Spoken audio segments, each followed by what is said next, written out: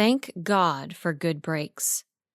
I almost hit them with my car as they rushed into the street without looking where they were going.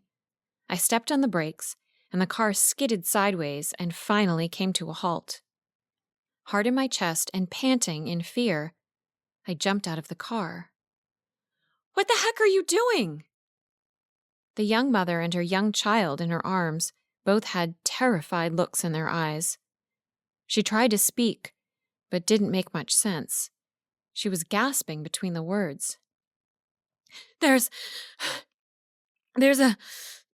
up there," the mother said, pointing. Her daughter was crying helplessly.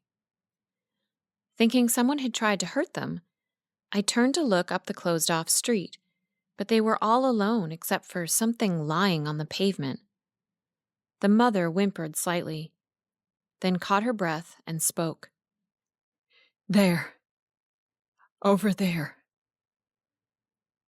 I stared at what she was pointing at. It looked like a sleeping bag. "Stay here with my son, will you?" I asked. "I'm going to have a look." The woman nodded, then walked closer to my car that had ended up on the side of the road. Meanwhile, I approached the sleeping bag, bracing myself for whatever could be inside of it. Was it some homeless person? Maybe he had died in his sleep? Maybe that was why she was so upset? I decided that had to be it, then walked even closer. But as I did, my heart began to thump harder in my chest. As I moved closer, a face was being revealed from inside the sleeping bag that had been zipped down just enough for me to see it.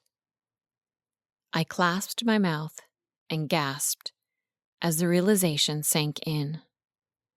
This was no homeless man who had drunk too much or even died in his sleep. No, this was a young girl, and I knew exactly who she was. "Oh, dear God," I said, pressing back my tears. Fumbling, I reached inside my pocket and found my phone. Then I dialed a number. It wasn't 911. Instead, I called the guy I knew would want to know about this first. The man I had watched on TV talk about the young surfer girl's disappearance over and over again. His name was Matt Miller, and he was a detective with the Cocoa Beach Police Department. He was also an old friend. "Hello, Matt?" "Who's this?" he asked, sounding sleepy and confused. "It's Eva Ray." A long pause. "Eva Ray Thomas?" He suddenly sounded less tired. "Really?" I bit my lip and looked at the dead girl in front of me. In the background, the woman and her child were still crying. "Yes, really. I need you to come downtown. Buy coconuts. I found your girl." He went quiet for a few seconds, then sighed profoundly. "I'll be right there."